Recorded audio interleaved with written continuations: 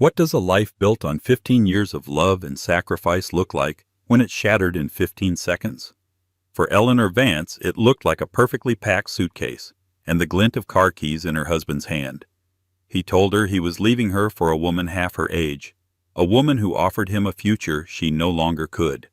Eleanor was left with nothing but a quiet, empty house and the ghost of a future that had been stolen. But in the depths of her despair, a letter would arrive, an inheritance from a man she barely remembered that would change everything.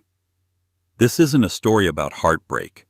It's a story about what happens when the woman everyone underestimated inherits a billion-dollar empire and is forced to become the queen she never knew she was. The silence in their suburban Connecticut home had become a living entity. It breathed in the spaces between clipped sentences and echoed in the hallways where laughter used to reside. Eleanor Vance, at 42, had become an expert in interpreting this silence. Tonight it was heavy, suffocating, carrying the bitter scent of an ending she'd refused to see coming. For 15 years, she had been the bedrock of Mark Stanton's life. She'd been the one who worked 2 jobs to put him through his MBA program, the one who proofread his reports until 3 a.m., and the one who networked tirelessly at bland corporate dinners, charming his superiors while he took the credit. She had willingly shrunk her own world, postponing her dreams of opening a small art gallery so that his could expand. His success, she'd told herself, was their success. Now, as a senior vice president at a rapidly growing tech firm, Sterling Finch Associates, he had the world at his feet. And he was about to use those feet to walk right out of her life. He was standing by the fireplace, his back to her, swirling a glass of Macallan 18. The expensive whiskey had been her anniversary gift to him 2 months prior. He hadn't even opened it until tonight. "I need to tell you something, Ellie," he said, his voice unusually flat, stripped of the easy charm that had once captivated her. Eleanor's hands stilled over the half-folded laundry on the sofa. "You've been quiet all week, Mark. Is everything okay at work?" It was her default setting to soothe, to manage, to fix his world. He turned, and the look on his face was one she'd never seen before. Not anger, not sadness, but a cold, hard resolve. He looked like a stranger wearing her husband's face. "It's not about work. It's about us." The 3 words landed like stones in the quiet room. "Us," she whispered, her heart beginning a frantic, painful rhythm against her ribs. "There is no us anymore," he stated, taking a deliberate sip of his whiskey. "I'm leaving." Eleanor felt the air leave her lungs in a sharp, painful rush. She sank onto the couch, the crisp scent of laundry detergent suddenly nauseating. Leaving. For a business trip. "You didn't tell me?" "No, Eleanor," he interrupted, his patience already worn thin. "I'm leaving you." He gestured toward the hallway where a sleek leather suitcase stood waiting by the door, a suitcase she hadn't noticed. "My things are packed." Her mind raced desperately, searching for a reason, a fight she'd forgotten, a slight she'd made. There was nothing. They hadn't truly connected in months, maybe years, but this was an amputation without warning. Why? The word was a pathetic squeak. "What did I do?" Mark let out a sigh, a sound of profound irritation, as if her question were an inconvenient piece of administrative work he had to get through. "You didn't do anything. That's the problem. We're stuck, Ellie. This house, this routine. It's a comfortable prison. I'm 45. I want more. I want to feel alive. And I make you feel dead," she asked, the words coated in a disbelief that was quickly curdling into horror. He finally had the decency to look away, focusing on the dying embers in the fireplace. "I've met someone. Of course." The cliché was so brutal, so common, it felt like a parody. But the pain was blindingly real. It radiated from her chest, a searing heat that made it hard to breathe. "Who?" "Her name is?" "Chloe Decker," he said, the name rolling off his tongue with an ease that suggested he'd practiced it, savored it. "She's different. She's vibrant. She sees the world as an adventure." Eleanor didn't need to ask. She knew. She's young. She's 26. He admitted, a flicker of defiance in his eyes. And she believes in me. She sees the man I'm trying to become, not the man I've been. The insult was a dagger twisted with precision. Every sacrifice she'd ever made, every late night, every canceled plan with friends, every dollar she'd invested in him, it was all being reframed as a cage he was now bravely escaping. She had built this man piece by piece, and now he was walking away with a newer, shinier model. 15 years, Mark. She choked out tears, finally blurring his cold, handsome face. We built a life together. You don't just throw that away for a 26-year-old's sense of adventure. It's not just that, he said, his voice hardening again. Chloe's father is a partner at a venture capital firm. She understands my world. She can help me. With her connections, I can finally break free from Sterling Finch and start my own company. It's the opportunity of a lifetime. The confession was more devastating than the affair itself. It wasn't just about passion. It was a business transaction. He had weighed his options, calculated the return on investment, and she had been deemed a depreciating asset. He was liquidating their marriage for a chance at a more profitable merger.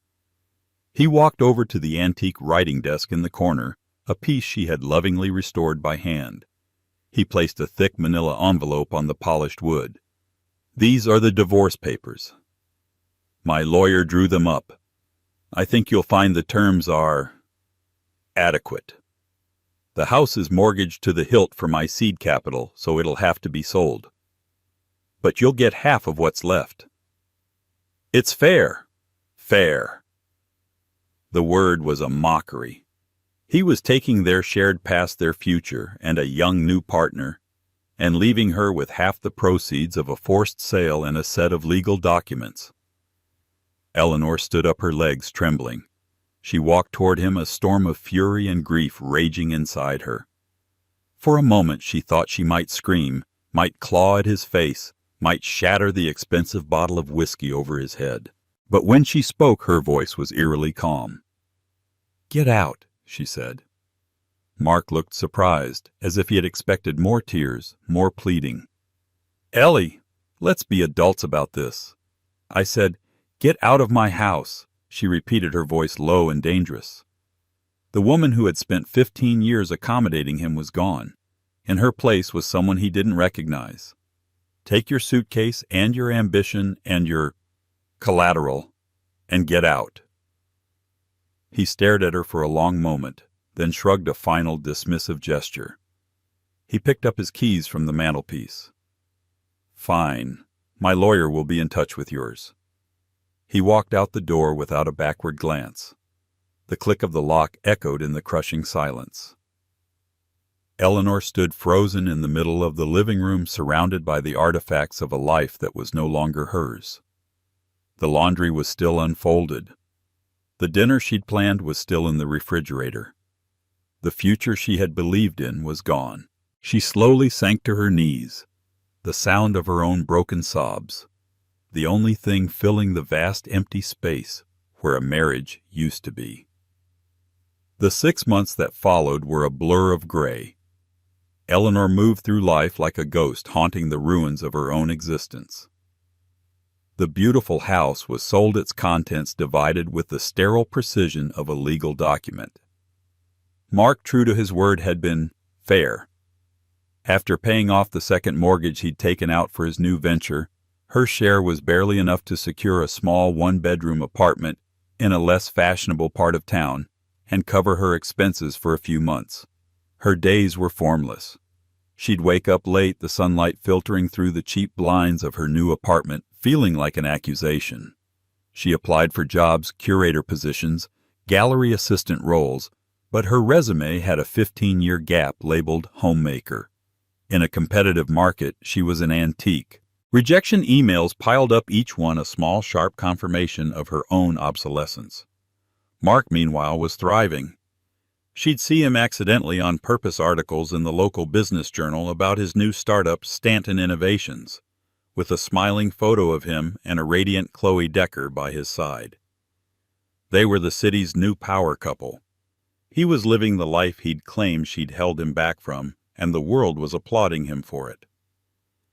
Eleanor was at her absolute nadir one Tuesday afternoon, staring at an eviction notice she'd found taped to her door when the letter arrived. It was innocuous, tucked between a credit card offer and a utility bill. The envelope was thick, cream-colored cardstock with the name of a prestigious-sounding law firm embossed in the corner, Davies & Finch, LLP. She assumed it was a mistake, or worse, another bill collector who'd bought her debt. She tossed it onto her small kitchen counter where it lay unopened for 3 days. The phone calls started on the 4th day.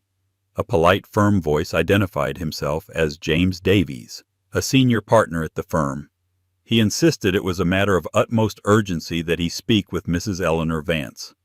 Fearing a lawsuit she couldn't possibly afford, Eleanor finally answered. "This is she," she said, her voice weak. "Mrs. Vance. Thank you for taking my call." The man said, his tone one of respectful gravity. "I have been trying to reach you regarding the estate of my late client, Mr. Arthur Pendleton. It is imperative that you come to our offices at your earliest convenience." The name struck a distant, dusty chord in her memory. Arthur Pendleton, her mother's uncle, her great-uncle, a man she had met only once at a family funeral when she was 7 years old. She remembered a tall, severe-looking man with piercing blue eyes who had given her a strange, intricate puzzle box instead of a doll. Her mother had spoken of him in hushed, intimidated tones, the family eccentric, a recluse who had built some sort of vast business empire from nothing and had long since severed ties with the rest of the family. My great-uncle, Eleanor asked, confused. "I haven't seen or spoken to him in over 30 years. I'm afraid there must be some mistake." "There is no mistake, Mrs. Vance," Mr. Davies replied patiently. "Could you be at our offices tomorrow at 10 a.m.? Driven by a morbid curiosity and a sense that she had nothing left to lose, Eleanor agreed. The next morning she put on her one good suit, now a little loose on her frame, and took the bus downtown. The offices of Davies & Finch occupied the top floor of a gleaming skyscraper, a world of polished marble, hushed tones, and panoramic city views. It was a world she and Mark had once aspired to. Now she felt like an intruder. James Davies was an older gentleman, perhaps in his late 60s, with kind eyes and a reassuringly calm demeanor that stood in stark contrast to the opulence of his surroundings. He led her into a large wood-paneled conference room overlooking the city. "Thank you for coming, Mrs. Vance," he began, gesturing for her to sit. "I was Arthur Pendleton's attorney and his friend for over 40 years. He was a singular man. He did not believe in empty gestures or pleasantries. He valued substance above all else." Eleanor nodded, unsure of what to say. "I barely knew him. I can't imagine why he would have mentioned me to you." Mr. Davies slid a thick leather-bound document across the vast mahogany table. "He did more than mention you, Mrs. Vance. This is his last will and testament. It is a very straightforward document. He had no wife and no children. With the exception of a few small bequests to his staff, he has left his entire estate to you." Eleanor stared at him blankly. His estate, eh? A house, some savings. She was thinking perhaps of enough money to pay her rent for a year. That alone felt like winning the lottery. A small, wry smile touched Mr. Davies' lips. Arthur was not a man of small things. His house is a 40-acre estate in Greenwich. His savings are a portfolio of investments managed by some of the sharpest minds on Wall Street. But the bulk of his estate, the very heart of it, is his company. He paused, letting the weight of his next words settle. He has left you his sole controlling interest in Pendleton Industries. Eleanor's mind went blank. Pendleton Industries. She'd heard the name, of course. It was a behemoth, a global conglomerate with interests in technology, manufacturing, real estate, and logistics. It was a name spoken with reverence in the financial world. It was an empire. "That's impossible," she stammered, shaking her head. "There has to be a mistake. He didn't know me. Why would he leave it all to me?" "Arthur had his reasons," Mr. Davies said softly. "He followed your life from a distance more than you know. He believed, well, his reasons are his own, and he left them for you to discover. He gestured to a smaller sealed envelope on the table. He left a letter, the first of several to be given to you today. Eleanor reached out a trembling hand and took the envelope. Her name was written on the front in a strong, spiky, old-fashioned script. She looked from the letter to the will, to the kind-faced lawyer who was telling her something so ludicrous, so life-altering, that it felt like a dream. What is it all worth?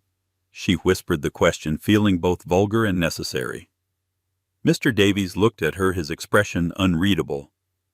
The valuations are still being finalized, but the conservative estimate, Mrs. Vance, is in the range of $9 billion. The room began to spin. $9 billion. The number was so abstract it was meaningless. It was a galaxy away from the eviction notice taped to her apartment door. Just yesterday, her biggest problem was how she would afford groceries for the next week. Now she was the heir to an empire built by a man she didn't know for reasons she couldn't fathom. The shock was so profound it felt like a physical blow. The quiet, broken woman who had walked into this office was gone. In her place sat someone else, someone with a new, terrifying, and unimaginable identity. She wasn't just Eleanor Vance, the abandoned wife. She was Eleanor Vance, the billionaire heiress. And her world, which had ended so brutally 6 months ago, was about to begin again in the most spectacular way possible. News of Eleanor's inheritance didn't just spread, it detonated. Within 48 hours, the mystery heiress of Pendleton Industries was the lead story on every financial news network. Journalists dug into her past, painting a portrait of a quiet suburban housewife thrust into an unimaginable position of power. Her quiet, painful divorce was suddenly public fodder. Eleanor hid in her small apartment, the blinds drawn as the world outside roared. Mr. Davies had arranged for a private security detail, and a calm, broad-shouldered man named Robert now sat in a car outside her building, turning away a relentless stream of reporters. Her phone buzzed incessantly with calls from distant relatives she hadn't heard from in decades, all offering their syrupy, opportunistic congratulations. But there was only one call she was waiting for. It came on the third day. The caller ID simply read, Mark. She let it ring 4 times before answering, her heart a frantic drum against her ribs. "Hello, Mark," she said, her voice surprisingly steady.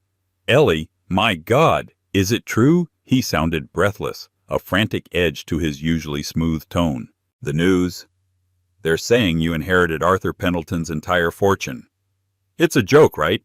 Some kind of insane media hoax." "It's not a hoax, Mark," she replied, a strange sense of detachment settling over her. A choked, strangled sound came from his end of the line. It might have been a laugh or a sob. $9 billion. They're saying $9 billion. Ellie, that's impossible. You met the man once. Nevertheless, it's true. The silence that followed was thick with the sound of a man's entire worldview shattering. She could picture him perfectly pacing his sleek, minimalist office at Stanton Innovations, his mind reeling, his ego screaming in protest. He had discarded her. He had calculated her worth and found it to be negligible. And he had been wrong on a scale so cosmic it was almost comical. "Well, my God, congratulations!" He finally managed to say the words, sounding like they were being dragged from him under duress. This is incredible. For you." "Yes, it is," she said, refusing to give him an inch of emotional satisfaction. Meanwhile, across town in a chic, glass-walled apartment, Chloe Decker was having a very different reaction. "What do you mean it's true?" she shrieked, throwing a copy of the Wall Street Journal at Mark. Eleanor's face, a candid photo taken years ago at a charity event, stared up from the front page. "That frumpy, boring woman is a billionaire, while we're struggling to make payroll. We are not struggling to make payroll." Mark snapped, his face pale with stress. Stanton Innovations wasn't the overnight success he had promised. His seed money was burning faster than he'd anticipated, and the investors Chloe's father had introduced him to were proving skeptical. "She has to give you some of it," Chloe insisted, her pretty face twisted with avarice. "You were married for 15 years. You built a life together. You're entitled to half of that. It's marital property." "It's not marital property, Chloe, I checked," Mark growled, running a hand through his hair. "The inheritance came after the divorce was finalized. I'm not entitled to a single damn penny." The injustice of it was a physical sickness in his gut. He had traded in his wife for a better prospect only to discover he'd traded a lottery ticket for a handful of magic beans. "Then you have to get back with her," Chloe said, her voice dropping to a conspiratorial whisper. "Talk to her. Apologize. Tell her you made a terrible mistake. She was always a sentimental fool for you, Mark. You can win her back." The thought was both humiliating and tantalizing. The idea of crawling back to Eleanor admitting his colossal error in judgment was galling. But the thought of her $9 billion... It was a siren song he couldn't ignore. Back in her apartment, Eleanor hung up on Mark's stammering and finally opened the letter from her great-uncle. The paper was thick, the ink a faded black. "My dearest Eleanor," the letter began. "If you are reading this, then I am gone, and the world has likely been turned upside down for you. I imagine you are asking yourself a simple question. Why you? I will not burden you with a long sentimental explanation. I was not a sentimental man, but I was an observer of character. I met you only once when you were a child. You were crying because your cousins had broken a toy. But you were not crying about the toy. You were crying because, as you told me, they broke the rules. Even then you had a rigid, unshakable sense of fairness and order, a rare quality. I have followed your life from afar. I watched you sacrifice your own ambitions for your husband's. A foolish, sentimental act, I thought at the time, but it was also an act of profound loyalty and investment. You are a builder, Eleanor. You invested everything you had into building that man up.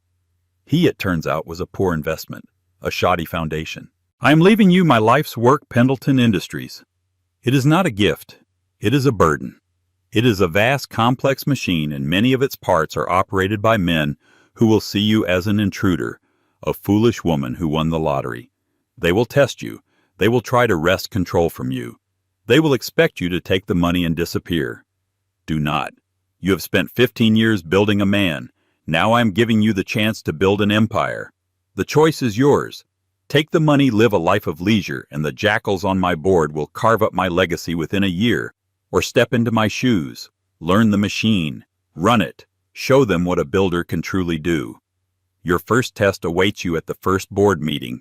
They will propose a candidate for CEO, a man named Charles Sterling. He is competent, but he is a caretaker, not a visionary. He will manage the company's decline gracefully. Your first decision is what to do about him. Do not let them intimidate you, child. You have iron in your spine. You've just let it go unused for too long. Yours, Arthur Pendleton. Eleanor read the letter 3 times. A strange sense of calm washed over her. The letter was a posthumous vote of confidence from a man who barely knew her, yet seemed to see her more clearly than anyone ever had. You are a builder. The words resonated deep within her. He was right. She had built a life, a home, a man. And when that was all torn down, she had crumbled. But Arthur wasn't asking her to be the person she had been. He was challenging her to become someone new. He wasn't just giving her his money. He was giving her a purpose, a new foundation to build upon. She picked up the phone and called Mr. Davies. Please schedule the board meeting for next Monday, she said, her voice clear and firm. And cancel the security detail. I'll be moving into my great-uncle's estate tomorrow. It's time I started acting like I belong there. The Pendleton estate in Greenwich was not a house. It was a kingdom. A long winding driveway cut through acres of ancient woods before opening onto a sprawling stone mansion that overlooked the Long Island Sound. It was intimidatingly grand, a monument to a life lived on a scale Eleanor could barely comprehend. Her first week was a whirlwind of introductions to household staff meetings with wealth managers and fittings with stylists who replaced her modest wardrobe with racks of tailored suits, silk blouses, and elegant dresses. It felt like putting on a costume, but with each passing day the role of Eleanor Vance heiress began to feel less like an act. The true test, however, was the first board meeting. It was held in a cavernous room at the Pendleton Industries headquarters in Manhattan. A dozen men, all older, all dressed in immaculate bespoke suits, were seated around a vast polished obsidian table. The air was thick with skepticism and cologne. At the head of the table sat Charles Sterling, the man Arthur's letter had warned her about. He was in his late 60s, with a mane of silver hair and an air of patrician authority. He was the chairman of the board, and it was clear he considered himself the de facto ruler of this empire. "Ms. Vance," he began, his tone dripping with condescending courtesy. "On behalf of the board, allow me to express our deepest condolences on the passing of your great-uncle.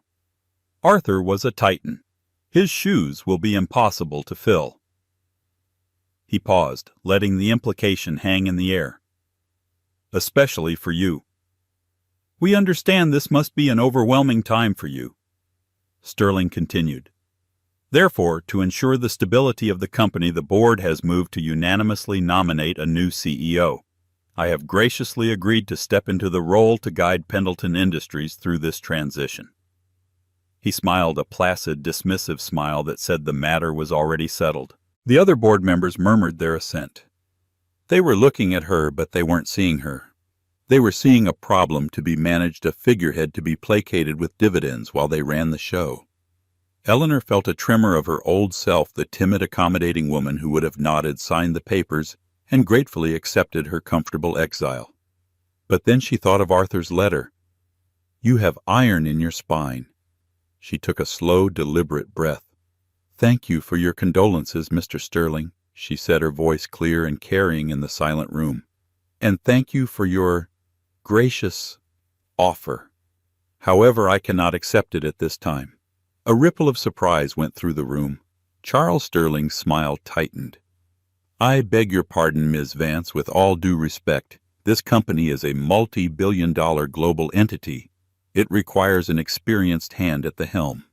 "I agree," Eleanor said smoothly, "which is why I find it puzzling that the board would nominate a CEO before the new owner has even had a chance to review the company's current state.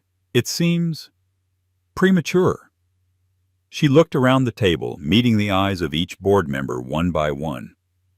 "I will not be a passive owner, gentlemen. For the next 90 days, the position of CEO will remain vacant. I will be taking that time to personally conduct a full review of every division of this company. I will be meeting with every department head.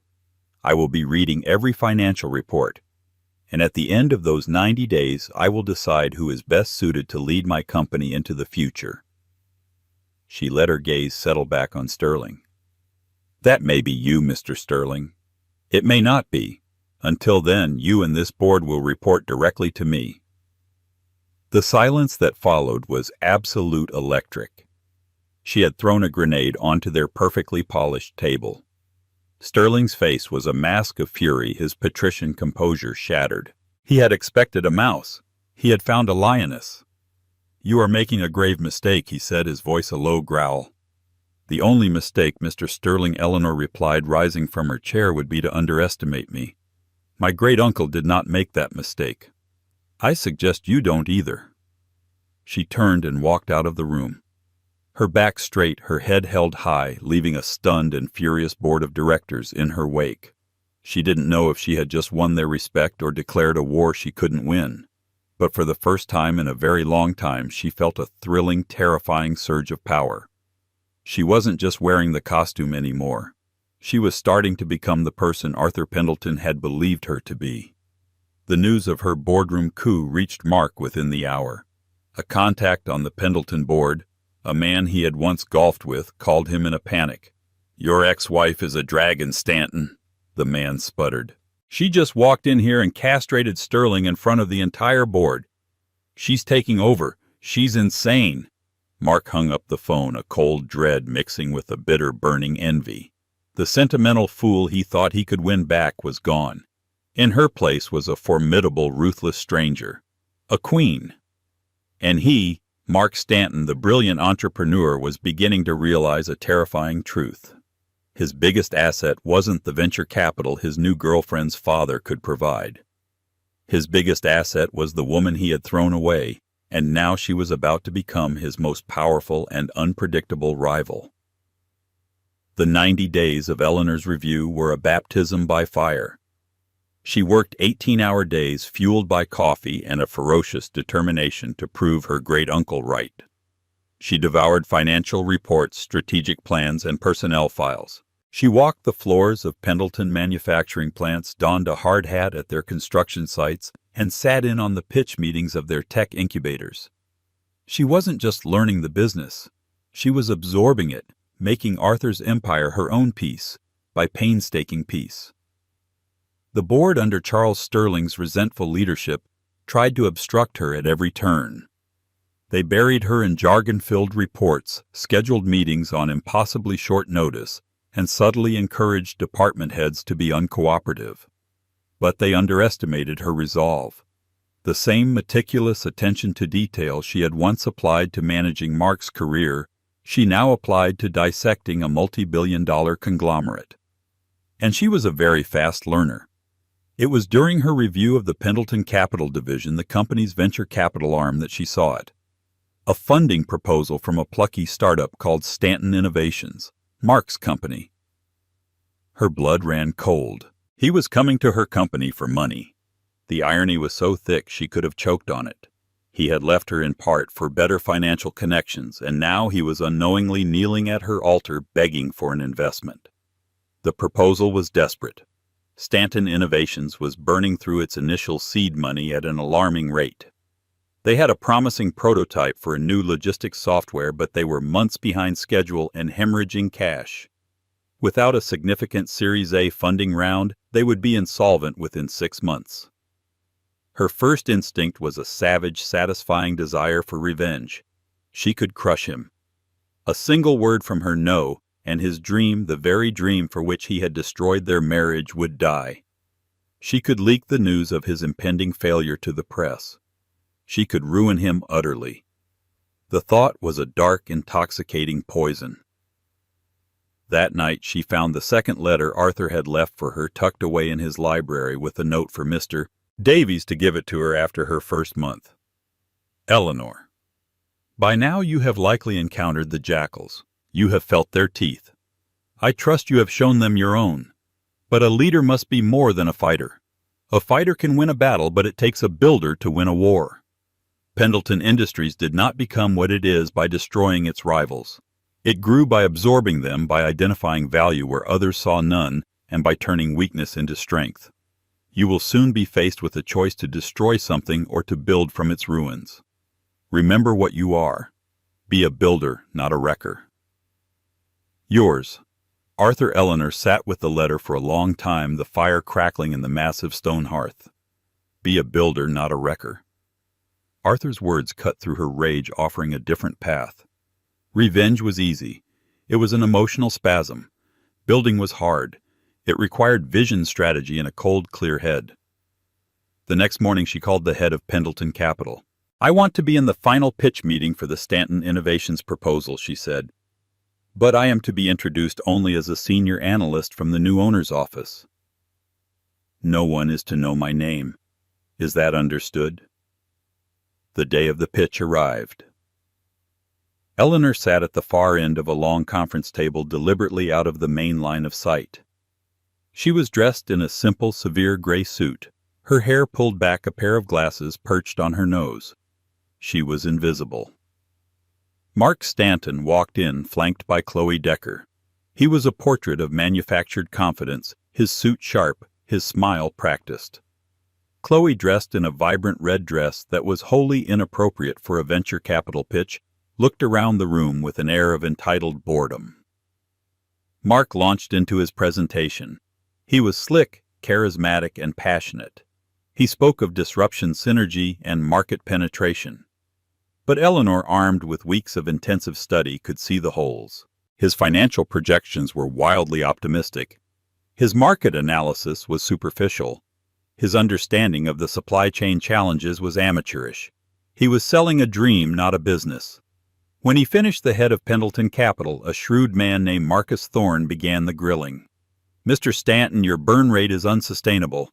How do you plan to achieve profitability when your customer acquisition cost is 3 times the industry average?" Mark faltered, offering a vague answer about economies of scale. Another executive pressed him on his technical architecture. He deflected. It was painfully clear he was out of his depth. Finally, Marcus Thorne turned to the end of the table. "Our senior analyst has a final question." All eyes turned to Eleanor. She took off her glasses, letting the silence stretch for a moment. Mark's eyes followed the others. He squinted, a flicker of confusion on his face. And then his eyes widened in horrified recognition. His confident posture collapsed as if his strings had been cut. The color drained from his face. "Ellie." He breathed the name, a dead sound in the sterile room. Chloe's head snapped toward her. Her perfectly made-up face contorted into a mask of disbelief and fury. "You." Eleanor ignored them both, her gaze fixed on Mark. Her voice was cold, precise, and utterly devoid of emotion. "Mr. Stanton, your presentation was compelling.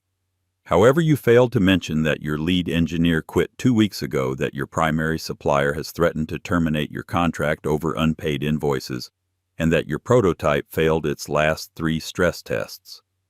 You're not seeking an investment.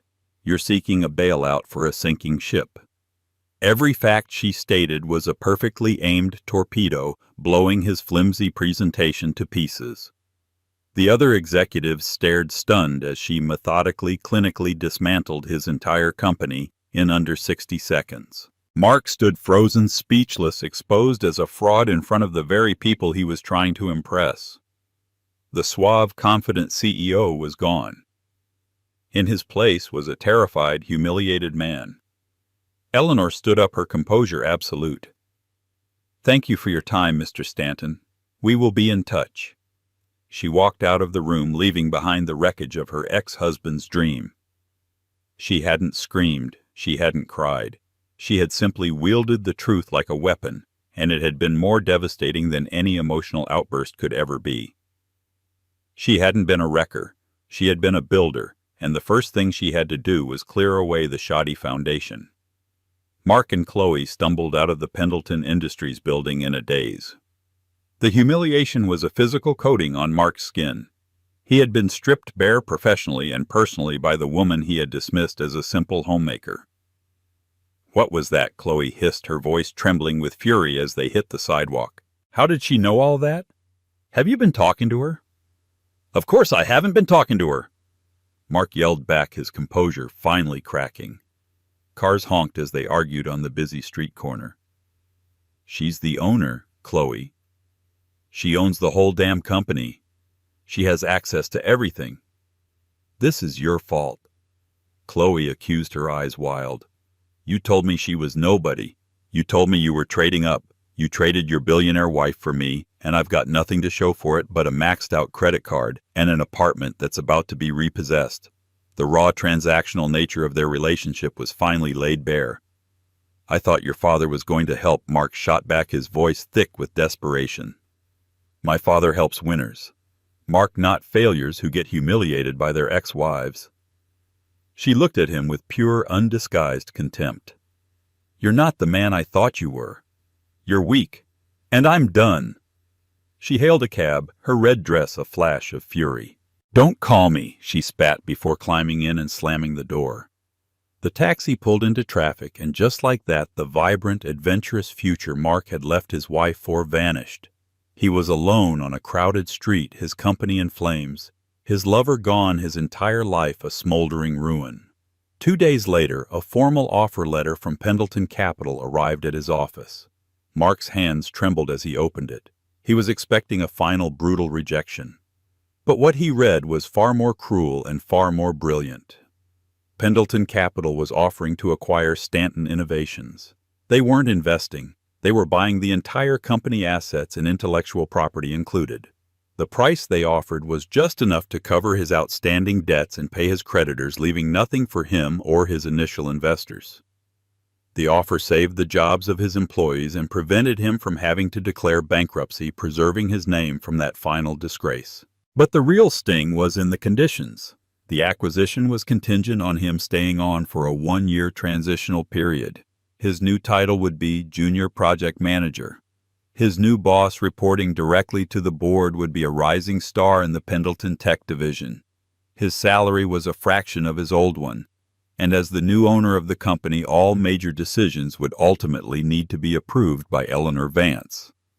It was a masterpiece of corporate warfare. She hadn't destroyed him. She had owned him. She had taken his dream, his company, his very identity as a CEO, and turned him into her lowest-ranking employee.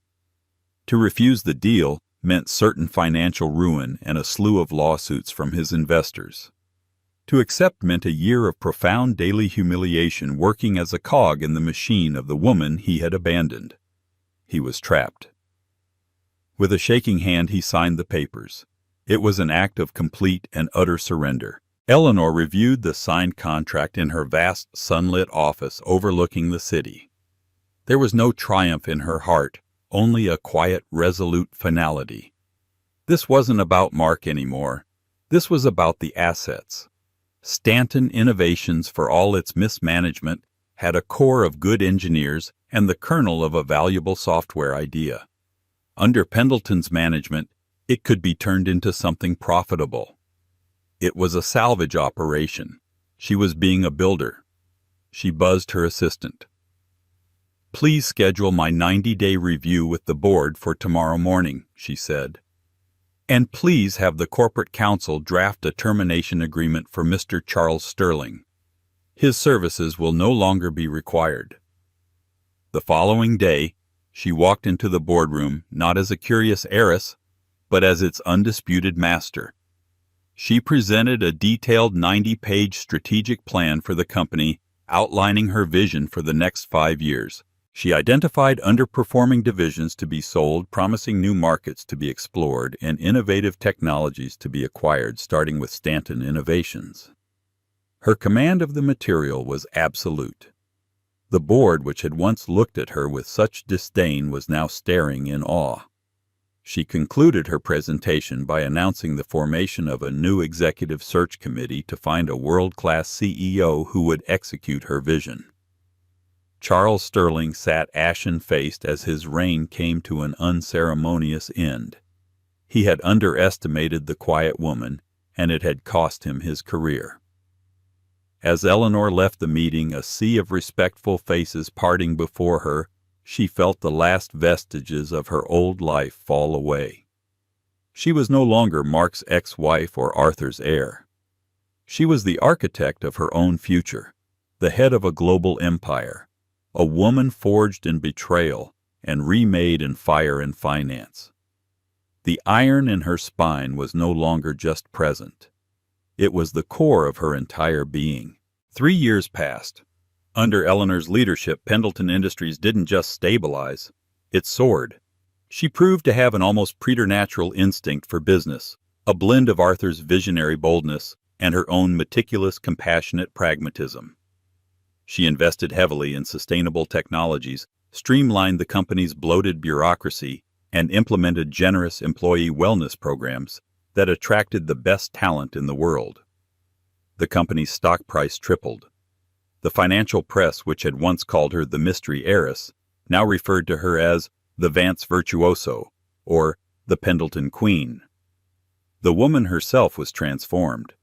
The grief and uncertainty that had haunted her features were gone, replaced by a calm, unshakable confidence. She moved with purpose, spoke with authority, and commanded the respect of everyone from world leaders to the janitorial staff in her building. She had finally opened her art gallery, a non-profit space dedicated to showcasing emerging artists from underprivileged backgrounds, funded by a small fraction of her personal wealth. She had found a way to merge the woman she had been with the woman she had become. Tonight she was hosting a major philanthropic gala at the New York Public Library, announcing the formation of the Pendleton Foundation, a multi-billion-dollar charity dedicated to global education and technological literacy. Dressed in an elegant dark blue gown, she moved through the glittering crowd, a beacon of grace and power. Across the room, a man in an ill-fitting waiter's uniform was refilling champagne flutes. His shoulders were stooped, his face puffy, his eyes hollow. It was Mark Stanton. After his one-year contract of humiliation at Pendleton Industries had ended, he had been unceremoniously let go. No other tech company would touch him. His name was tainted by his spectacular failure and the widely whispered story of his downfall.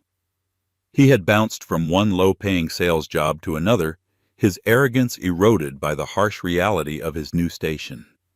He now worked for a high-end catering company, serving drinks to the very people he had once considered his peers.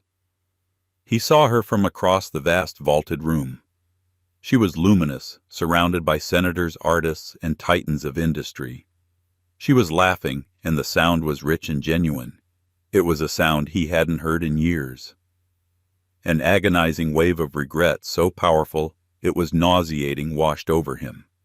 He saw not just the money he had lost, but the woman, the partner, the builder, the extraordinary person he had been too blind and too stupid to appreciate. On a desperate, foolish impulse, he set down his tray and began to make his way through the crowd toward her. He had to speak to her, to apologize, to explain. He didn't know what he wanted, forgiveness perhaps, or just to see if a flicker of the old Ellie still existed behind those powerful, confident eyes. He finally reached the edge of her circle just as a reporter was asking her a question. "Ms. Vance, you've achieved so much in such a short time. What would you say is the secret to your success?" Eleanor smiled a thoughtful, private sort of smile. "A few years ago, someone I respected very much told me I was a builder. At the time, I didn't understand what he meant. I've come to realize that we all have a choice. We can spend our lives demolishing things, relationships, opportunities, other people. Or we can choose to build. Building is harder. It takes patience and vision. But in the end, it's the only thing that truly lasts." Her eyes swept the crowd as she spoke, and for a fleeting second they met Mark's. There was no anger in her gaze, no hatred, no triumph. There was nothing at all. It was the indifferent glance one might give a stranger, a piece of furniture, a ghost. In that single empty moment, Mark understood the final devastating truth: she hadn't forgotten him. She had simply erased him. He no longer mattered enough to be hated. Her security chief, Robert, the same man who had once guarded her small apartment, stepped subtly between them, his presence an impassable wall. Mark faltered, then retreated, melting back into the shadows of the service staff. Later that night, back in the quiet solitude of her great-uncle's library, Eleanor opened a small locked drawer in his desk. Inside was the final letter from Arthur, with instructions that it only be opened when she felt she no longer needed his advice. "My dearest Eleanor," it read, "if you are reading this, it means you have become the woman I always knew you were. I have a final confession to make. The reason I chose you was not because of your sense of fairness or because you were a builder. Those things were true, but they were secondary. The real reason is this. 40 years ago, I was in love. A brilliant, wonderful woman. I was building my company and I was obsessed. I was arrogant. I believed she was holding me back from my destiny. I left her. It was the single greatest regret of a long and profitable life. I spent the next 4 decades building an empire, but I was alone in my castle. When I saw your husband make the same foolish, arrogant mistake that I did, I saw a chance. Not to correct my own past, but to give you the future that the woman I loved never had. I was not giving you a gift, Eleanor. I was righting a cosmic wrong 1 generation removed. The empire was never the point. It was just the tool. The point was you. The point was to give a good woman, a builder, the chance to build a world of her own. Live well in it. Yours." Arthur, tears welled in Eleanor's eyes, not of sadness, but of a profound, quiet gratitude. She looked out the window at the moonlit sound, at the vast, peaceful kingdom she now commanded. It was not a castle built on revenge or bitterness. It was an empire built on a second chance, a legacy of a long-lost love, and the quiet strength of a woman who had lost everything only to find herself. She was home. Eleanor's story is a powerful reminder that our worth is never defined by who leaves us, but by what we choose to build in their absence. She was discarded, underestimated, and left with nothing, but she transformed her pain into power. She didn't just inherit an empire, she earned the right to lead it by rediscovering the strength that was in her all along. Her journey teaches us that the end of one chapter is often the unexpected beginning of a much greater one, and that the best revenge isn't revenge at all. It's building a life so magnificent that the past becomes an insignificant shadow. If this story of resilience and empowerment moved you, please take a moment to hit the like button and share it with someone who might need a reminder of their own inner strength. And don't forget to subscribe to our channel for more unforgettable stories. What did you think of Eleanor's final choice? Let us know in the comments below. What would you do if the man who shattered your heart, the man who called you an anchor, holding him back, decided to get married on the one day of the year that was sacred to you both? For Aurora Monroe, that day was October 12th, her wedding anniversary. The invitation wasn't just an insult, it was a declaration of war on her memory. But Declan Peterson made a fatal miscalculation. He assumed his ex-wife was still the broken woman he'd left behind. He had no idea she was about to RSVP in a way that would not only crash his wedding, but shatter his entire carefully constructed new world.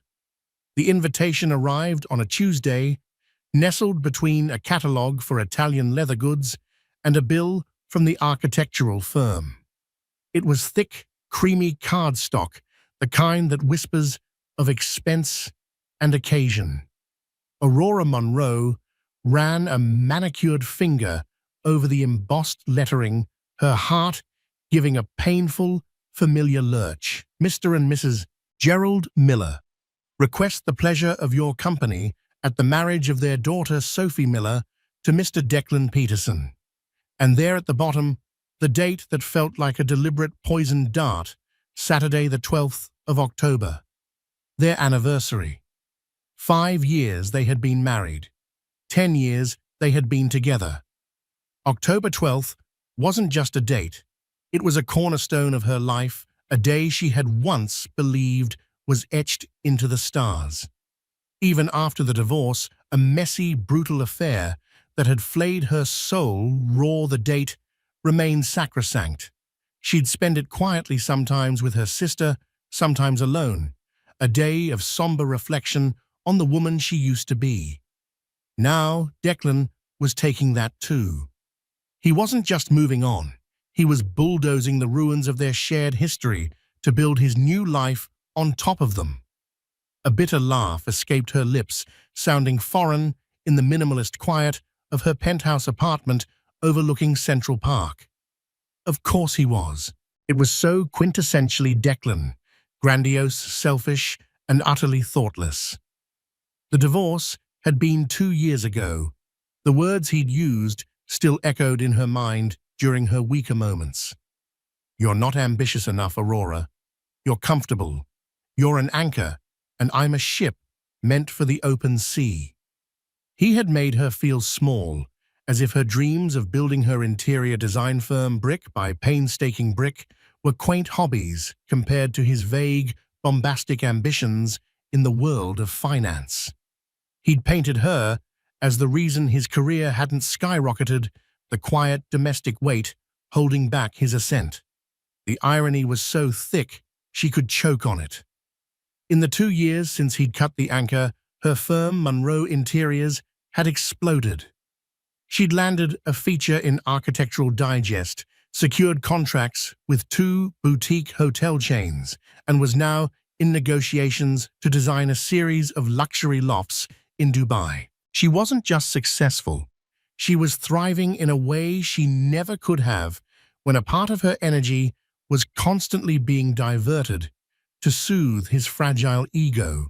She dropped the invitation on the marble island, the sharp clack echoing in the room. Her phone buzzed. It was a picture message from Maxwell. He was standing on a tarmac in Geneva, a breathtaking backdrop of the Swiss Alps behind him, grinning into the camera. The text read, "Closed the deal. The prototype is officially ours. Celebrating with fondue. Wish you were here. Home tomorrow. J." A genuine smile touched Aurora's lips, the first one since opening the mail. Maxwell Lancaster, the man who had walked into her life 6 months ago like a calm, steady sunrise after a long, violent storm. He was a tech billionaire, a fact he rarely mentioned. And that was the least interesting thing about him. He was kind, fiercely intelligent, and looked at her not as an anchor, but as the sea itself, vast, powerful, and beautiful. He celebrated her successes with more enthusiasm than she did listening for hours as she detailed fabric swatches and lighting schematics. With him, she felt seen, not just observed. She picked up the invitation again, the anger returning, but this time it was different. It wasn't the hollow ache of a victim. It was a cold, clarifying fire. Declan didn't know who she was anymore. He still saw her as the woman who cried for a week after he left, the woman who had to sell their shared brownstone because she couldn't bear the memories. He was flaunting his new life, his new bride, Sophie Miller, a socialite whose father owned half of Wall Street. Aurora noted with a cynical pang on their day, assuming she would shrink wounded into the shadows. He was assuming she was still anchored in their past. That night she couldn't sleep. She paced the length of her apartment, the glittering panorama of New York City, a silent witness to her turmoil. The city had been their playground. They'd had their first date at a small jazz club in the village. He'd proposed on the Bow Bridge in Central Park on a crisp autumn afternoon, just like this one. His ghost was everywhere. For 2 years, she had worked to exorcise him. She'd poured her pain, her anger, her resilience into her work, and it had paid off. She had built a fortress around her heart with steel and glass and success. But this invitation was a battering ram threatening to breach the walls. Going was out of the question. It was masochistic. It was handing Declan the victory, showing up alone, a spectre at his feast. It would confirm every condescending, pitying glance from his family and friends who had always thought he was too good for her. Not going felt like defeat. It felt like hiding. It felt like letting him have the final say on what October 12th meant. It would be his wedding day forever. The thought was unbearable. She found herself in her home office, scrolling through the social media profile of Sophie Miller. It was a curated gallery of perfection. Skiing in Aspen, yachting in Monaco, charity galas at the Met. Sophie was blonde, beautiful, and radiated the effortless confidence of someone who had never wanted for anything. In one photo, Declan stood beside her, his arm wrapped possessively around her waist. He wore a tailored suit, a smug, triumphant smile on his face. He looked like he'd won. Aurora's finger hovered over a picture of the engaged couple, a professionally shot photo with Sophie's enormous diamond ring prominently displayed. The caption penned by Sophie read, "I can't wait to marry my king and build our empire together. Declan Peterson, you are my everything." His empire, Aurora thought, with a humorless smile. Declan had always talked about his empire, a vague and glorious future that was always just around the corner, always impeded by some external factor, the market, his boss, his supposedly unsupportive wife. The fire within her burned hotter. It wasn't about the man anymore. She felt nothing for for Declan, but a dull, clinical revulsion. It was about the narrative. He had written the story of their ending, casting her as the villain, the dead weight. He was now writing a new story, a triumphant sequel on the very day that defined their shared history. She would not allow it. She would not be a footnote in the story of Declan Peterson. When Maxwell's car pulled up to her building the next evening, she was waiting. He stepped out, a tall, commanding presence, in a simple grey sweater and jeans that probably cost more than her first car. He enveloped her in a hug, his scent a comforting mix of expensive cologne and the clean, crisp air of the Alps still clinging to his coat. "You seem tense," he said, his perceptive blue eyes searching hers. "Everything okay?" Inside, she handed him the invitation. He read it, his expression hardening almost imperceptibly. He looked from the cardstock to the date, then back to her face. He saw the storm in her eyes. "The 12th, he said, his voice low, "of all the days in the year." "It's a power move," Aurora said, her voice tight. "It's a final twist of the knife to make sure I know he won." "And what do you want to do about it?" Maxwell asked. He didn't offer platitudes. He didn't tell her to ignore it or that Declan wasn't worth her energy. He knew she was past that. This was something different. "I was going to throw it away. I was going to book a spa day, fly to Paris, anything to pretend it isn't happening," she admitted. "But it feels like letting him win. It feels like I'm still letting him dictate my life, even in his absence." She looked at Maxwell, at his calm, unwavering face. "He thinks I'm still the person he left. He thinks I'm alone, struggling, a comfortable little designer.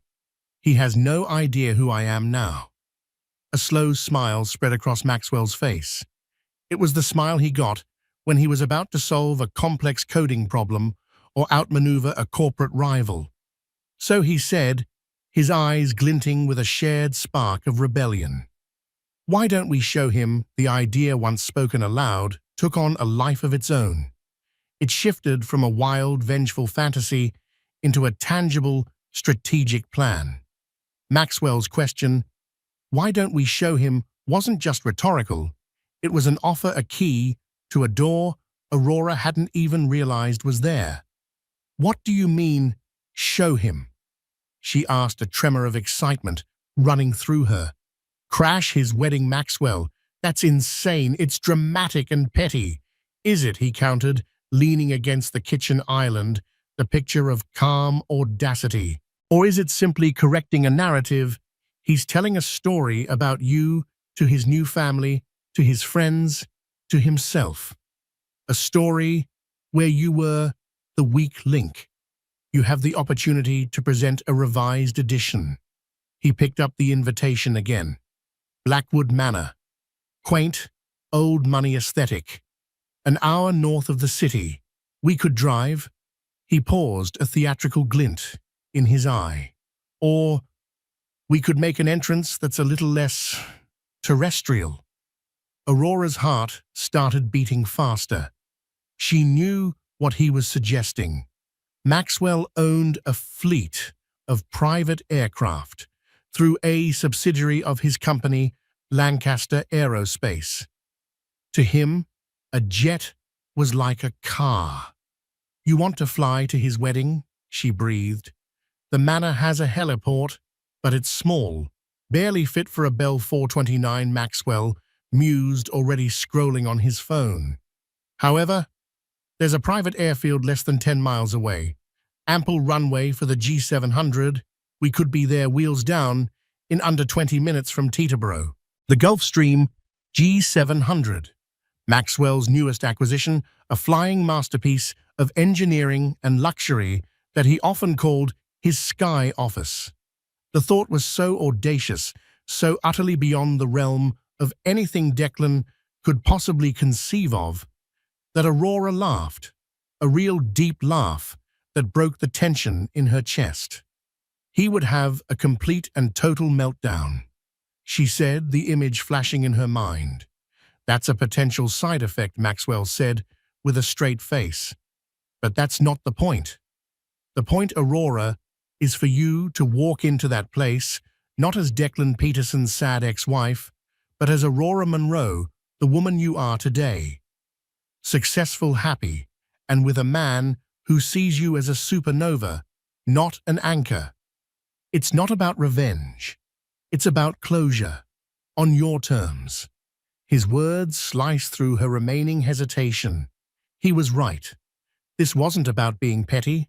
It was about reclaiming her own story. It was about showing up for herself, proving to the one person who mattered her that the ghosts of the past had no power. Okay, she said the word, feeling momentous. Let's do it. The next 10 days were a whirlwind of focused preparation. It felt less like planning a party crash and more like a military operation with Maxwell as the general and Aurora as the commander on the ground. First, the dress. Aurora knew it couldn't be just any dress. It had to be a statement. She didn't want a revenge dress in the classic sense, not something overtly sexy or attention-seeking. She needed something that spoke of power, elegance, and untouchable grace. She called in a favor with a designer friend in Milan, a woman whose couture gowns were usually reserved for red carpets and royalty. She explained the situation vaguely at first. I have an event. I need to make an impression. What kind of impression, the designer Isabella had asked over a video call. Like I own the world, but I'm too busy to be bothered with the paperwork, Aurora replied. Isabella had cackled with delight. Say no more, my darling. I have the perfect creation. 3 days later, a custom-fitted gown arrived by courier. It was a masterpiece of midnight blue silk that seemed to drink the light. It was cut with architectural precision, a high neckline, long sleeves, and a column silhouette that draped over her body like liquid moonlight. The only embellishment was a cascade of tiny diamond-like crystals scattered across one shoulder, as if she had brushed against a nebula. It was breathtaking. It was perfect. Next, Maxwell handled the logistics. He arranged for the jet, the pilots, and a gleaming black Rolls-Royce Phantom to be waiting at the private airfield near Blackwood Manor. Subtlety in motion, he called it. Are you sure you want to do this? Aurora asked him one evening as they sat on her balcony sharing a bottle of wine. A sliver of doubt had crept in. It's your time, your resources. It's my baggage. Maxwell took her hand, his thumb stroking her knuckles. Let me tell you something about my world, Aurora. It's filled with people who want something from me. My money, my connections, my name. It's a constant transaction. With you, it's different. You want my time. You want my heart. You let me into your world, your baggage included. Helping you close this chapter isn't a chore. It's a privilege. Besides, he added with a wink, I've always wanted to see a narcissist's face when his carefully constructed reality implodes. I'll bring popcorn. His unwavering support was her armor. With him by her side, she felt invincible. The day before the wedding, a package arrived for her. It was a small, velvet box from Maxwell. Inside, nestled on a bed of satin, was a necklace. It was a single, impossibly large, pear-cut sapphire suspended from a delicate platinum chain. It was the exact shade of her dress. Her breath caught. It was a museum-quality piece. Maxwell, this is too much. He called her the moment he knew she'd received it. It's not too much, he said, his voice warm. It's a reminder. That man gave you costume jewelry and empty promises. I just wanted you to wear a piece of the sky. On the morning of October 12th, Aurora woke up, not with the familiar dread, but with a strange electric calm. There was no sadness, no painful nostalgia. It was just a date. A day for a new memory to be forged. She spent the morning at her office, signing off on the Dubai project drafts. Her focus was sharp, her mind clear. She was Aurora Monroe, CEO of a thriving company. Declan Peterson was a footnote from a previous chapter. By late afternoon, the transformation began. A hair and makeup artist recommended by Isabella worked silently and efficiently. Her hair was swept up into a sleek, intricate chignon. Her makeup was understated but striking, emphasizing her eyes, making them look like polished obsidian.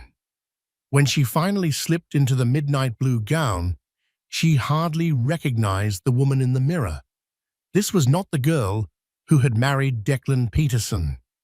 This was not the woman who had crumbled when he left. This was someone else entirely. Someone forged in fire.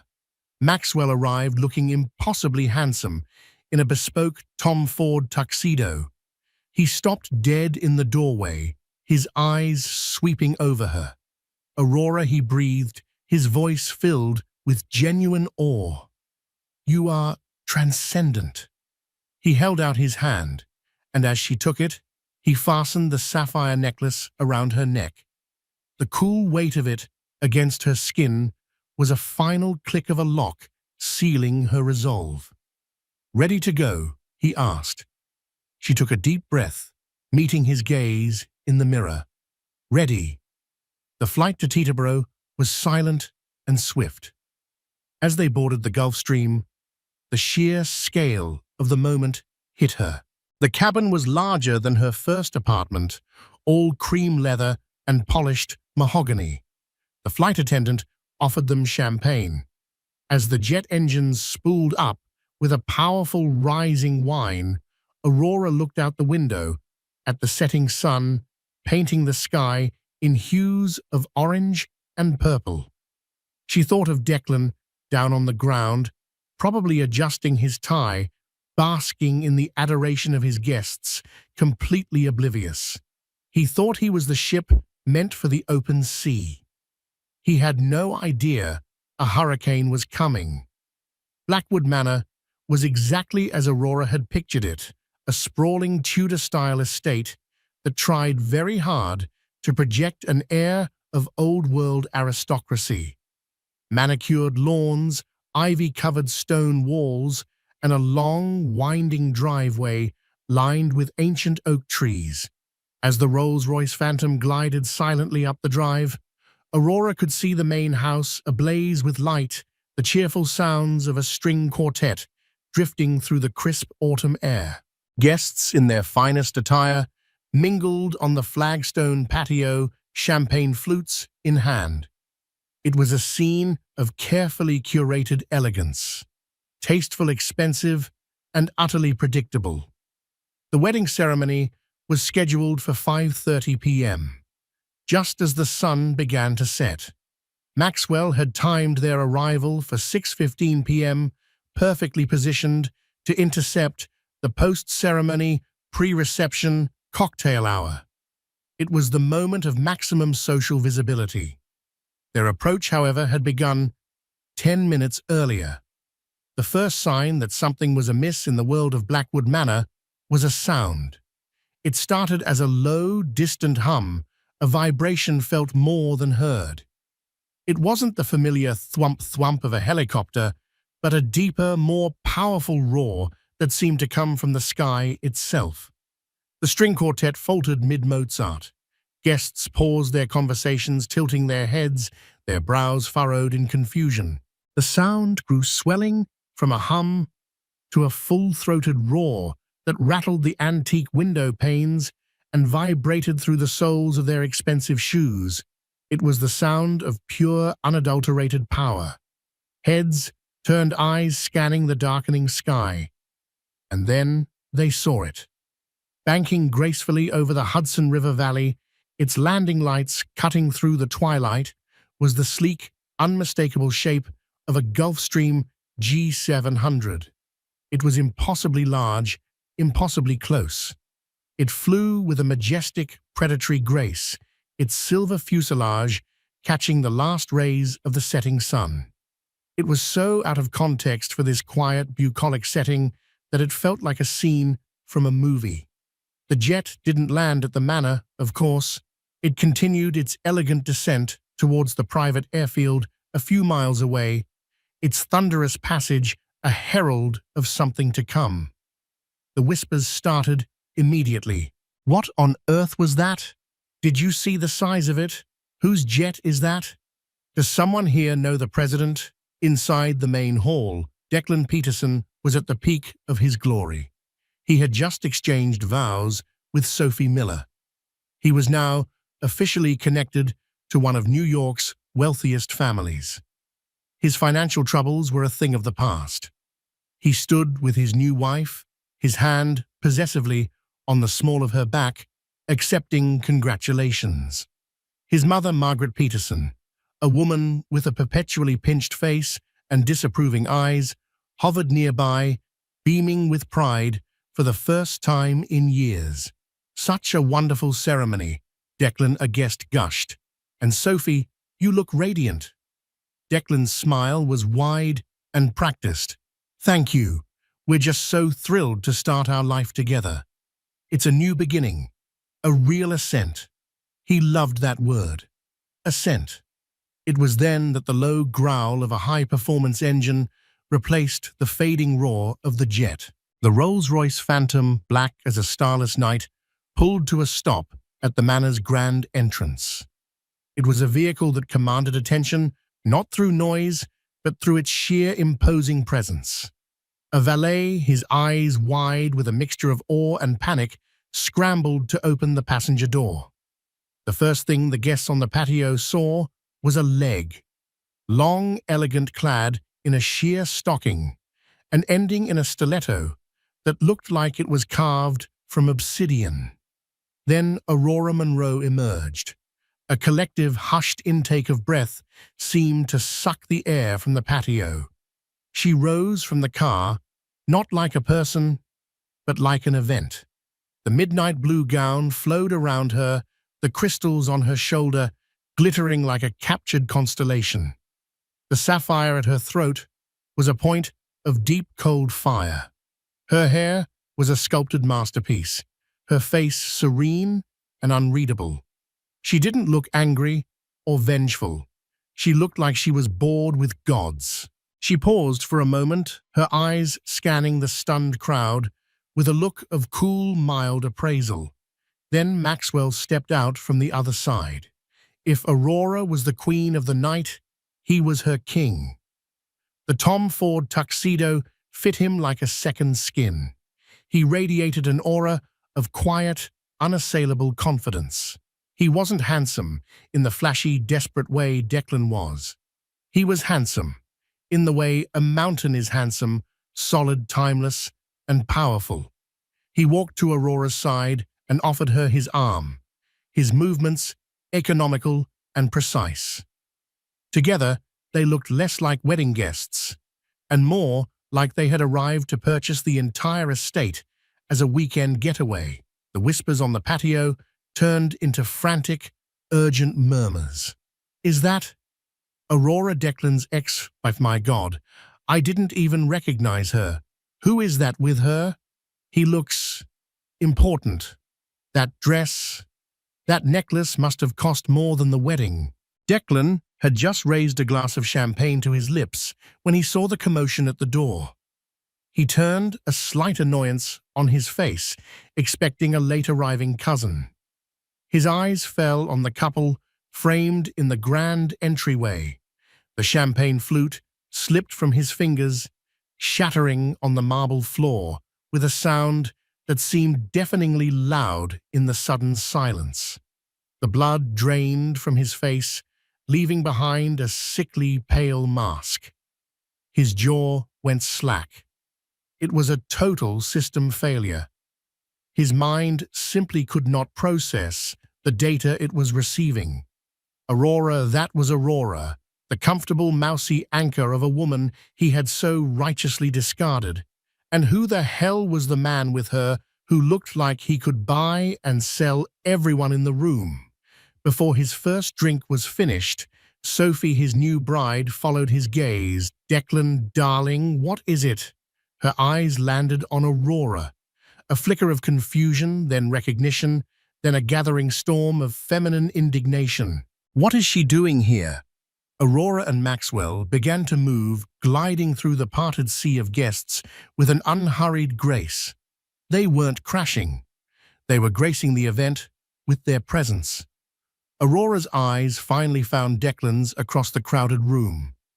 She gave him a small, polite smile, a smile one might give to a vaguely familiar waiter. They reached the shell-shocked groom, the broken glass crunching under Maxwell's impeccable shoes. Ignoring the furious glare of the bride and the horrified gasp of her new mother-in-law, Aurora stopped directly in front of her ex-husband. She tilted her head, her expression one of pleasant curiosity. "Declan," she said, her voice calm and clear, cutting through the silence of the room. "What a lovely party! You should have told me you were having one." The silence that followed Aurora's words was thick and heavy, broken only by the frantic internal calculations happening behind Declan's eyes. He looked from Aurora's impossibly serene face to Maxwell's cool, observant gaze, and then back to the shattered champagne flute at his feet. It was a perfect metaphor for his state of mind. His first instinct was aggression, the cornered animal's response. "Aurora, what the hell are you doing here? You weren't invited." His voice was louder than he intended, a raw, panicked edge to it. Aurora raised a perfectly sculpted eyebrow. "Oh, I must have been mistaken." She feigned a look at the invitation she wasn't holding. "My apologies. We were in the neighborhood and saw the lights. We can certainly leave if we're intruding." It was a masterful stroke. She was offering him an out, a way to de-escalate, but it was an out that required him to publicly ask her to leave her who looked like a goddess, accompanied by a man who radiated influence. To do so would make him look petty and insecure. Maxwell, who hadn't said a word, simply watched Declan, his expression unreadable, but his presence immense. He was a silent checkmate on the board. Sophie, the bride, had no such compunctions. "I think you should," she hissed, stepping forward. Her white dress was a stark contrast to Aurora's dark silk. "This is my wedding day. You have no right to be here." Aurora finally turned her gaze to Sophie, and for the first time, a flicker of something not pity, but perhaps a detached empathy, entered her eyes. "Sophie, isn't it congratulations? He's all yours." The words were simple, but the delivery was devastating. She said it with the weary magnanimity of someone giving away a used piece of furniture. The insult was so subtle, so elegantly delivered, that Sophie was left momentarily speechless, unsure of how to even process it. Before Declan could muster a coherent response, his mother, Margaret Peterson, swooped in. Margaret had spent years perfecting her particular brand of condescending disapproval, and she had always directed the full force of it at Aurora. "Aurora, I knew you had no class, but this is a new low." Margaret spat, her voice a venomous whisper. "To show up here trying to ruin your ex-husband's happiness, it's pathetic." This was the moment Aurora had dreaded, the confrontation with the woman who had made her feel inadequate for a decade. But the old fear was gone, replaced by a crystalline clarity. "Hello, Margaret." Aurora said, her tone even and cool. "You look well." Anger is clearly a preservative. She glanced at Maxwell. "Darling, this is Margaret Peterson, Declan's mother. She was instrumental in the success of our marriage." Maxwell extended a hand. "A pleasure to meet you, Mrs. Peterson." Maxwell Lancaster. The name landed in the charged atmosphere like a dropped anvil. Lancaster, as in Lancaster Aerospace, as in Lancaster Innovations, as in one of the 10 richest self-made men under 40 in the world. Even Margaret, in her bubble of suburban snobbery, knew that name. Her jaw which had been set in a line of righteous fury, went slack. Her eyes widened, flicking from Maxwell's hand to his face, and then to Aurora, who was now linked with him. The equation did not compute. Margaret's hand, which had been clenched at her side, weakly rose and shook Maxwell's. Mr. Lancaster, I don't understand. Aurora and I are together, Maxwell stated simply, leaving no room for doubt. He then turned his gaze back to Declan. Peterson, we don't want to cause a scene. We were simply passing by. Perhaps my fiancé and I could have a celebratory drink with the happy couple and be on our way, fiancé. The word detonated in the center of the room. Aurora felt Maxwell squeeze her arm gently. They had discussed this. It was the final, unassailable piece of the narrative. She wasn't just dating a billionaire, she was marrying him. The sapphire around her neck wasn't just a gift, it was a promise. Declan stared his face, a kaleidoscope of shocked jealousy and pure, unadulterated rage. Fiancé, the woman he had cast off as dead weight, was engaged to Maxwell Lancaster. It was a cosmic injustice. It defied the laws of the universe as he understood them, a universe that was supposed to revolve around him. The guests, who had been trying their best to pretend they weren't listening, were now abuzz with the revelation. The story was rewriting itself in real time. This wasn't a pathetic ex trying to spoil a wedding. This was a phoenix, risen from ashes Declan didn't even know he'd created, arriving with a dragon in tow. Trapped Declan had no choice but to play the gracious host. Of course, he choked out, forcing a smile that was more of a grimace. Let's all have a drink. He led them towards a small private study off the main hall, away from the prying eyes of the guests. The four of them, a groom in turmoil, a furious bride, a serene ex-wife, and her billionaire fiancé, entered the room. The air was thick with unspoken history and imminent conflict. Declan poured himself a large scotch and downed half of it in one gulp. He finally found his voice, a low accusatory growl directed at Aurora. This is a game to you, isn't it? Showing up like this with him.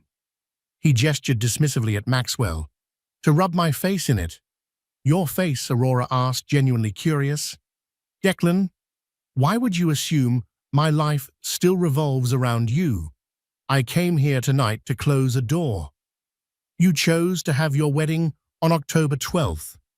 You must have known I'd see the invitation. Did you expect me to sit at home and cry? Is that the role you assigned me? I expected you to have some decency, he shot back. And was it decent to tell me I was an anchor?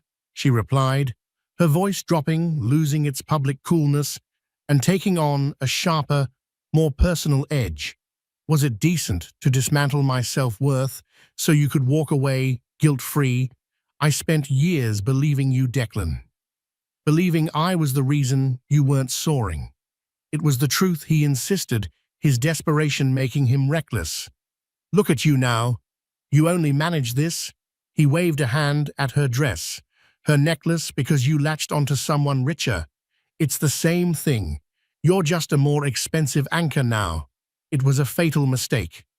The insult was so crude, so revealing of his own transactional worldview that it hung in the air, ugly and pathetic. Before Aurora could even respond, Maxwell stepped forward slightly. He didn't raise his voice. He didn't have to.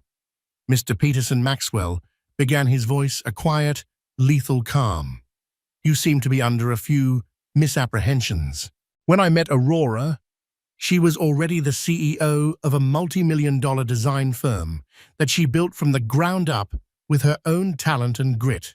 She had already secured the Dubai contracts that I assure you are worth more than this entire estate. I am not the source of her success. I am merely the man lucky enough to be by her side.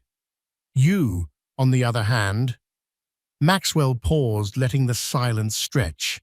He gave Declan a slow, deliberate, head-to-toe look of appraisal, the kind one gives to a faulty piece of equipment. "I've seen your file," Maxwell continued, his voice dropping even lower. "When Aurora mentioned your name, my security team did a routine background check. It's standard procedure for anyone who enters our lives. The debt from your failed crypto ventures, the margin calls you barely met by borrowing against your parents' retirement fund. Your ascent in finance seems to have been more of a free fall." Declan's face went from pale to ashen. He looked like he'd been physically struck. "You have no right. Don't talk to me about rights." Maxwell cut him off, the steel in his voice now unmistakable. "You left a woman like Aurora, and you tried to break her spirit on the way out. Now you stand here in a suit probably paid for by your father-in-law, in a venue paid for by your father-in-law, about to accept a job you didn't earn from your father-in-law, and you have the audacity to call her an anchor." Every word was a perfectly aimed shot. Sophie, who had been watching with righteous anger, now had a flicker of confusion and doubt in her eyes. She looked at Declan, then at Maxwell, then back at Declan, searching his face for a denial. She found none. She only saw the panicked, guilty sweat beading on his forehead. The first crack in the facade of her perfect king had appeared, and it was starting to spread. The silence in the study was no longer just tense. It was suffocating. Maxwell's words hung in the air, each one a damning indictment that stripped away Declan's carefully constructed persona. Declan stood exposed not as a titan of industry, but as a desperate man in a rented suit. Sophie was the first to break the silence. Her voice was small, uncertain, a stark contrast to her earlier fury. "Declan, what is he talking about? What debt?" Declan rounded on her, his panic curdling into desperate anger. "He's lying. Sophie, can't you see what this is? She's brought him here to ruin our day, to plant these lies." But his denial was weak, his eyes shifty. He couldn't meet her gaze. He couldn't meet anyone's. Aurora watched him, a strange sense of detachment washing over her. The anger she had held on to for so long was dissolving, replaced by a cold, clear pity. He wasn't the formidable man who had crushed her spirit. He was just a boy in a man's body, terrified of being found out. "It's not a lie, is it, Declan?" she said softly. It wasn't an accusation. It was a statement of fact. "I remember the late nights, the frantic phone calls you tried to hide. I remember you selling off the stocks my grandfather left me, telling me it was for a guaranteed investment. I just never put it all together. I believed you when you said it was my fault, that my lack of vision was stressing you out." She took a step closer, her voice remaining low and steady, a stark contrast to his unraveling composure. "The story you told me about me being an anchor, that was never the truth. The truth is your ship was already sinking, wasn't it? You weren't cutting an anchor. You were jumping onto the nearest lifeboat." She glanced at Sophie, whose hand had flown to her mouth, her eyes wide with dawning horror.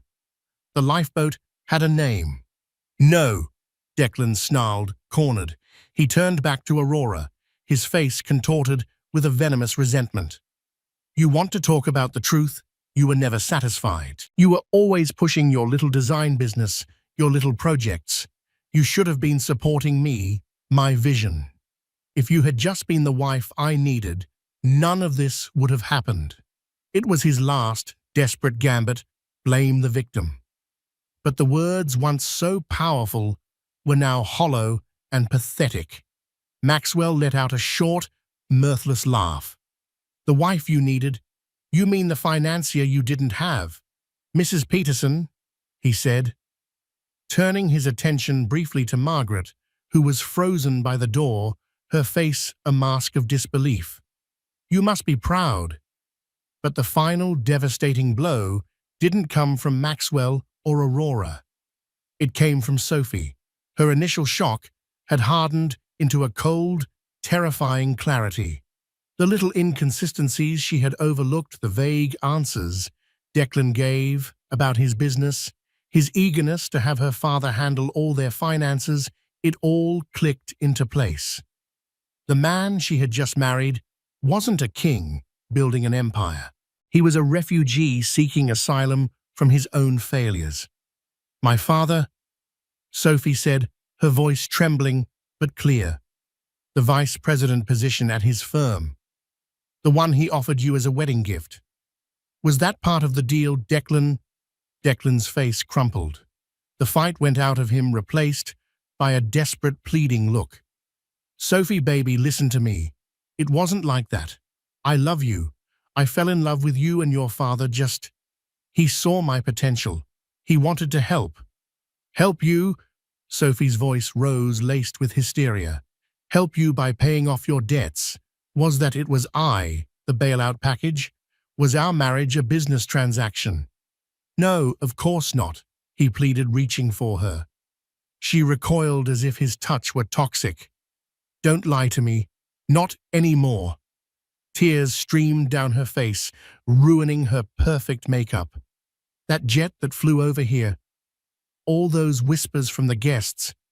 They were all looking at me, pitying me, the stupid rich girl who bought herself a husband. The raw, ugly truth of her words hung in the air. Declan had no response. His silence was a confession. This was the moment Aurora had unknowingly been waiting for. Not a moment of revenge, but of complete and utter vindication. It wasn't about her being better off. It was about the fundamental lie of their breakup being exposed. She hadn't failed him.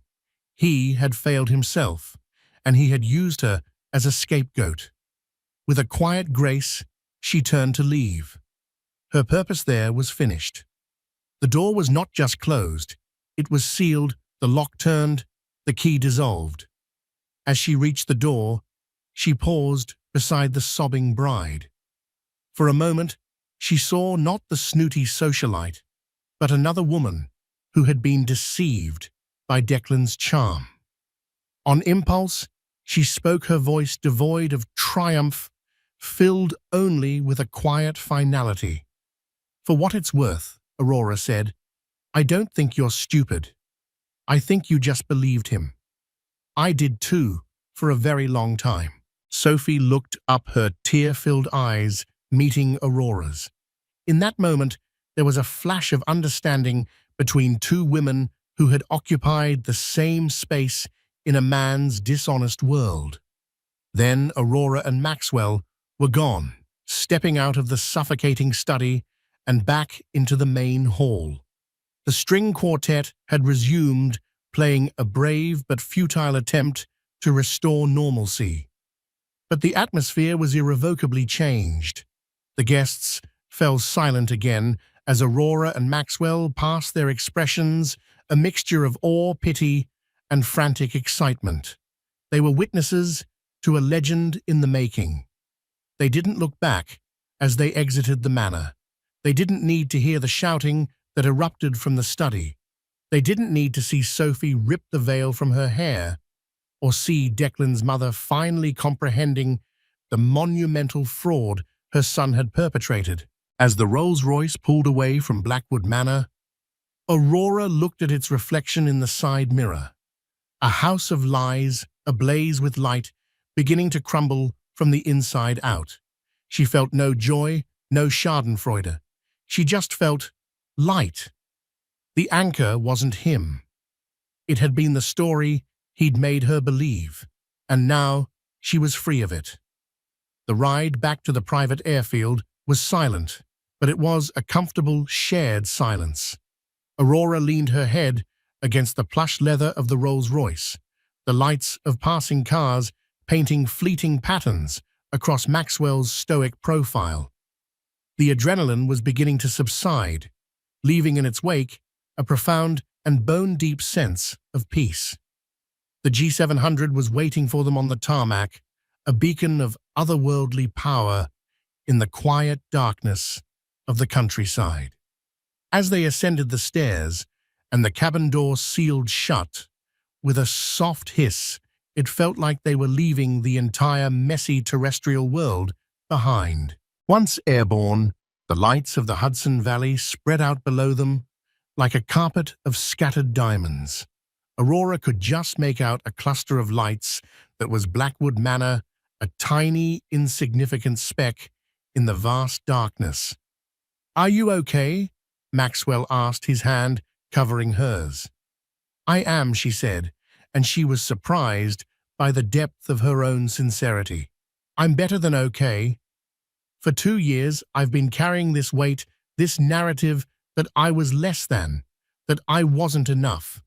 I thought seeing him again would hurt. I thought seeing him happy would break me." She looked out the window at the shrinking lights below. "But he wasn't happy, he was terrified, and I wasn't broken. I was free." She turned to him, her eyes shining with unshed tears, but they were not tears of sadness. "Thank you, Maxwell. Not for the jet, or the dress, or the necklace. Thank you for giving me the support to go back there and find myself again." He brought her hand to his lips. "I didn't give you anything you didn't already have, Aurora. I just cleared the runway." They didn't talk about Declan for the rest of the flight. They talked about the future. They planned a trip to Kyoto to see the cherry blossoms in the spring.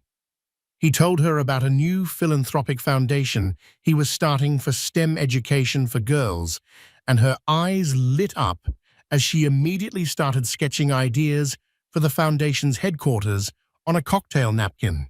They were two people building something real, looking forward, not back. The aftermath of their visit to Blackwood Manor became the stuff of legend in New York society circles. The story pieced together from the whispers of guests and the loud, furious arguments that followed their departure spread like wildfire. The wedding, for all intents and purposes, ended the moment Aurora and Maxwell left. Sophie Miller, in a spectacular display of wrath, had called her father from the study. The conversation was reportedly short and brutally effective. The vice president position was rescinded. The financial safety net was yanked away. The marriage, not even 3 hours old, was over. Sophie left with her parents that night, leaving a humiliated Declan to face his stunned guests and his aghast mother alone in the monument to his failed ambitions. The annulment was swift and merciless. A few weeks later, Aurora saw a small piece in a business gossip column. Declan Peterson had been forced to declare bankruptcy. His parents had sold their home to cover the debts he had accrued against it. He had fallen from a height that had only ever existed in his own imagination. Aurora felt nothing. It was like reading about a stranger. One crisp December evening, she and Maxwell were walking through Central Park. Snow had just begun to fall, dusting the trees and muffling the sounds of the city. They stopped on the Bow Bridge, the same spot where Declan had proposed to her a lifetime ago. She had once avoided this place, this ghost-filled landmark of her past. But tonight, standing here with Maxwell's arm wrapped around her, the cold air on her cheeks, it was just a bridge. A beautiful bridge in a beautiful city. "You know," she said, looking at the soft flakes landing on his coat. "He proposed to me here." Maxwell looked at her, his expression gentle. "Does it bother you to be here?" She shook her head, a genuine smile on her face. "No, it's just a memory, and it's not the most important one I have of this place anymore." He smiled back, pulling her closer. "Good, because I was hoping to make a new one." And there, on the same spot where her old life had been promised, Maxwell Lancaster got down on one knee in the falling snow and asked Aurora Monroe to be his wife. This time, there were no illusions, no empires, no grand ambitions.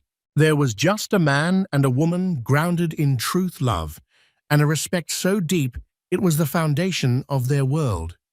She said yes, of course. Her answer was as quiet and sure as the falling snow, a promise of a future that wasn't about ascending, but about being truly, deeply, and unshakably home. Aurora's story isn't just about a dramatic wedding crash. It's about rewriting your own narrative. It's about realizing that the people who try to define you are often just projecting their own failures and insecurities. She didn't need a billionaire or a private jet to be powerful. She already was.